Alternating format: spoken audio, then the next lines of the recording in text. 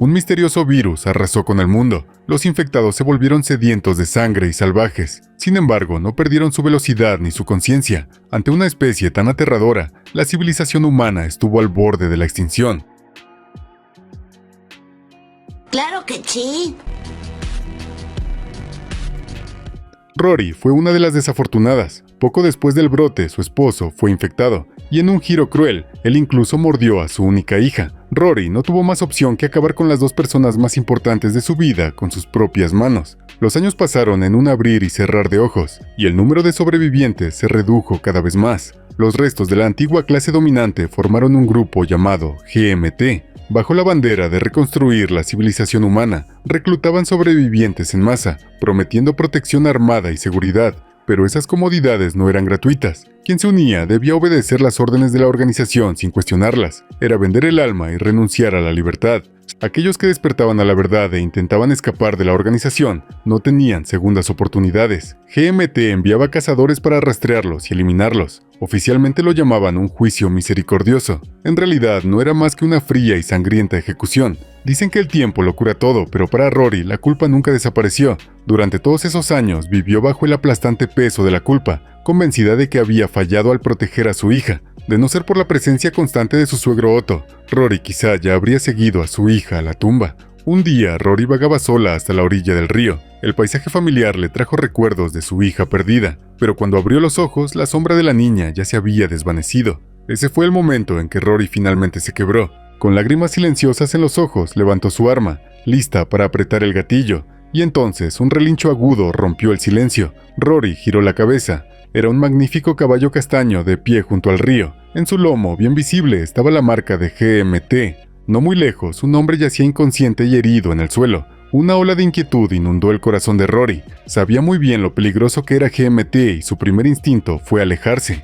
Pero entonces notó un detalle, un pequeño dije de libélula colgando de la mochila del hombre. Su hija también amaba las libélulas. Mientras luchaba con su decisión, el caballo galopó hacia ella, con los ojos llenos de lo que parecía súplica. Al final, Rory no pudo darle la espalda, eligió salvar al extraño herido. Mientras tanto, en el bosque, Otto, su suegro, cazaba cuando de repente divisó a 3 cazadores de GMT moviéndose entre los árboles. Ese lugar estaba lejos de su base y no entendía por qué habían llegado hasta allí. De vuelta en los establos, Rory ya había arrastrado al hombre herido hacia adentro. Por seguridad, cerró con cerrojo la puerta principal antes de revisar su mochila. Dentro encontró unos extraños frascos con líquido y luego algo que casi le hizo jadear, un vial con suero antiviral producido por GMT. Rory había oído rumores sobre aquello. Se decía que el suero era invaluable, capaz de salvar a alguien mordido por los infectados antes de que el virus tomara el control, pero era casi imposible de fabricar, y aún dentro de GMT solo las élites de más alto rango tenían acceso a él. Cuando Otto regresó de la casa, advirtió a Rory que tuviera mucho cuidado.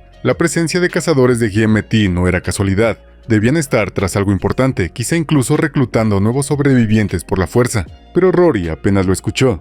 Después de mucho dudar, reveló la verdad. Había cogido a un hombre herido, y no era cualquiera, portaba un vial del suero.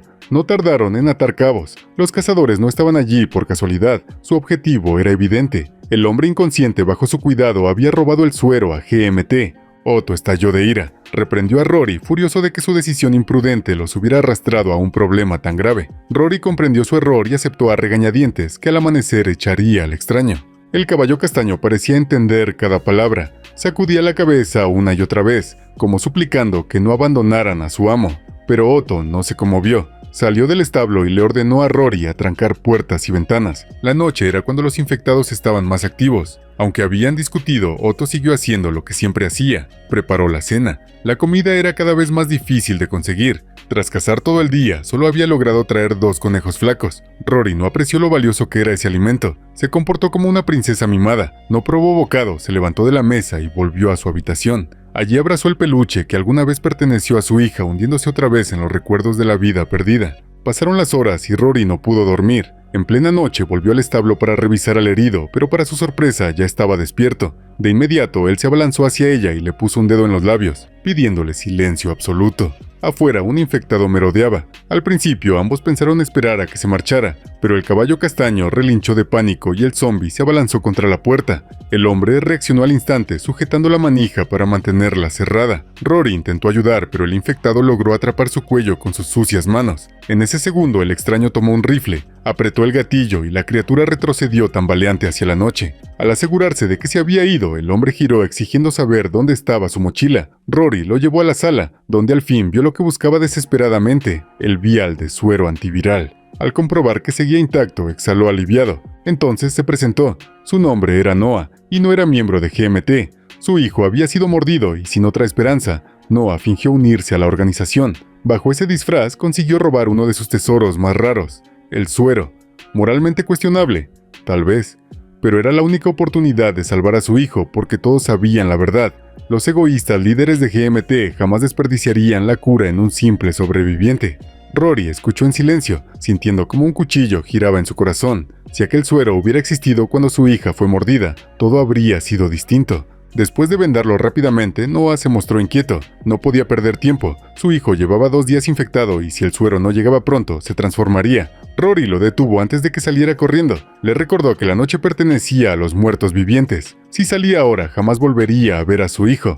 A regañadientes, Noah aceptó esperar hasta el amanecer. Lo que ninguno de los dos sabía era que los cazadores de GMT ya habían localizado su granja. Al amanecer, Otto entró en la sala y casi saltó del susto al ver a un extraño en su casa. Rory se apresuró a explicarle todo lo ocurrido la noche anterior. Otto no era un hombre irracional. Le dijo a Noah que debía marcharse cuanto antes. Noah asintió débilmente, pero antes de poder ponerse en pie, sus piernas flaquearon y se desplomó, jadeando por aire. Otto había revisado sus heridas el día anterior y sospechaba de algo más. No era una infección común, sino un coágulo sanguíneo presionando sus vías respiratorias. La única forma de salvarlo era cortar su pecho. Con manos firmes, Otto hizo la incisión, y efectivamente la respiración de Noah comenzó a normalizarse.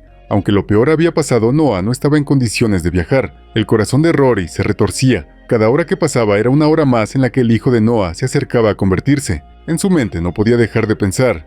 Era esta su segunda oportunidad para salvar a un niño, como había fallado con su hija. Otto lo vio en sus ojos, y con voz grave le dijo: «Si sientes que esta es tu misión, entonces ve y salva al niño. Tal vez esto es lo que estabas destinada a hacer».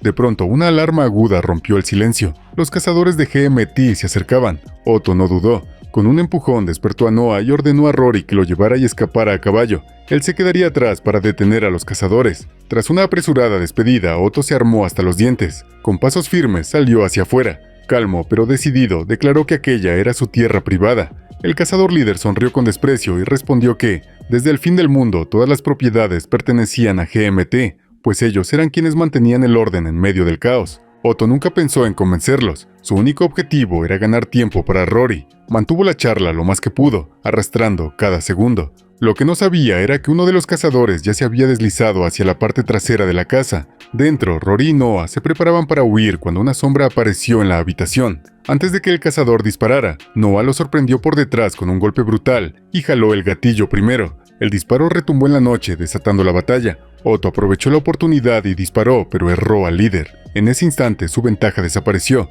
Los cazadores lo rodearon y aunque luchó con todo lo que tenía, Otto recibió una lluvia de balas y cayó al suelo. Su sacrificio no fue en vano. Gracias a su resistencia, Rory y Noah lograron escapar. Ver cómo el líder acribillaba sin piedad a un anciano fue el punto de quiebre. Una de las cazadoras del grupo finalmente abrió los ojos. GMT no era un protector noble de la humanidad, sino un sindicato criminal que explotaba a los sobrevivientes. Allí mismo decidió desertar. El líder temblaba de furia. Según las reglas de GMT, abandonar era castigado con la muerte, pero por respeto a su historia como compañeros, la dejó vivir, maldiciendo mientras partía en persecución de Noah. Mientras tanto, Noah y Rory habían alcanzado el borde de un denso bosque. El terreno era demasiado áspero para el caballo, así que Noah se preparó para despedirse otra vez, pero Rory no lo permitió. Sabiendo que él seguía herido, insistió en acompañarlo hasta su hogar. Le confesó que ayudarlo no era caridad, sino una forma de aliviar la culpa de haber perdido a su hija.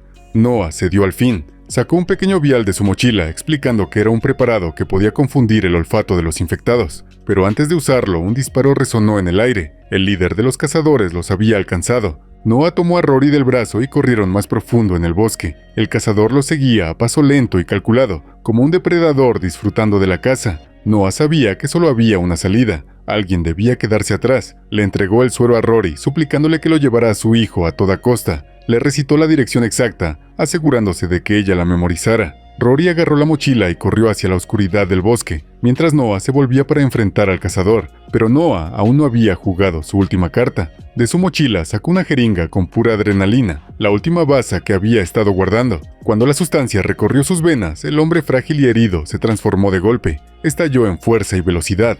La lucha con el líder de los cazadores fue brutal. Golpe tras golpe, embate tras embate, los dos hombres se enfrentaron sin ceder un solo centímetro. Pero cuando la noche cayó del todo y la adrenalina comenzó a desvanecerse, Noah sabía que su tiempo se agotaba. Sin nada que perder, tendió una trampa. Usando el eco de sus propios movimientos, atrajo al líder directo a una emboscada. Con una última y desesperada embestida, Noah lo derribó al suelo. Le apuntó con el arma, listo para acabarlo. Pero entonces, un aullido gutural cortó el aire. Los infectados se acercaban. Noah bajó el arma. Quería que ese depredador cruel lo sintiera, que conociera el terror de ser devorado por los mismos monstruos a los que había ayudado a multiplicar. Con calma, guardó su pistola, cerró los ojos y esperó. Sus heridas eran demasiado graves, el efecto de la droga demasiado brutal. No sobreviviría a la noche. El primer zombie se abalanzó sobre él, arrastrándolo a la oscuridad. Mientras tanto, Rory seguía corriendo por el interminable bosque. Sus pulmones ardían, sus piernas temblaban hasta que tropezó y cayó al suelo. Se levantó a trompicones, pero se congeló de horror. Un grupo de zombies la esperaba más adelante. Con el corazón desbocado, giró y se ocultó tras un tronco grueso, apenas evitando su vista. Por un momento creyó haber escapado, pero otro infectado apareció de improviso y la arrojó al suelo. Desesperada, Rory luchó con todas sus fuerzas, forcejeó, arañó, hasta que logró hundir su cuchillo en el cráneo de la criatura. El cuerpo se desplomó, convulsionando. Había sobrevivido, pero a un alto precio. Su brazo sangraba. Las marcas de dientes eran claras. Rory había sido mordida. En ese momento, el vial de suero en su mochila se convirtió en su única esperanza de sobrevivir, pero un dilema cruel la desgarraba: usarlo en sí misma o entregarlo al hijo de Noah. Perdida en ese pensamiento, de pronto vio una figura en su mente: su hija. Con esa visión fugaz, su decisión se cristalizó. Unos zombies pasaron cerca de ella. Tal vez percibían su inminente transformación, o tal vez el suero que confundía el olfato ya estaba funcionando. Fuera lo que fuera, no la atacaron. Rory no se atrevió a hacer un solo ruido, ni un movimiento innecesario. Contuvo la respiración y avanzó con pasos lentos y cuidados. Finalmente, con la primera luz del amanecer filtrándose entre los árboles, emergió del bosque. Frente a ella, en la llanura, se alzaba una casa solitaria, el hogar de Noah. Golpeó la puerta. Una anciana frágil apareció con un arma en las manos. Sus ojos se fijaron de inmediato en la mochila de Noah. Iba a preguntar algo, pero Rory no dijo nada. Sin una sola palabra, se dio la vuelta y se marchó. La mujer levantó la mochila y casi instintivamente encontró dentro el vial del suero. Aunque su hijo se había ido, había dejado atrás algo mucho más valioso. Rory caminó sola hasta la orilla del río. En el suave vaivén del agua imaginó a su hija sonriéndole. El alivio la envolvió. Había tomado la decisión correcta. En sus últimos días, Rory logró salvar otra vida, dando esperanza a una nueva existencia. Y esa fue la historia de Perdónanos a Todos. En el fondo, era el viaje de una madre hacia su propia redención. En un mundo donde sobrevivir ya era una lucha, ella encontró la fuerza para cargar con el peso del amor, la culpa y el sacrificio. Tal vez por eso la civilización humana nunca puede desaparecer del todo, porque existen personas como ella,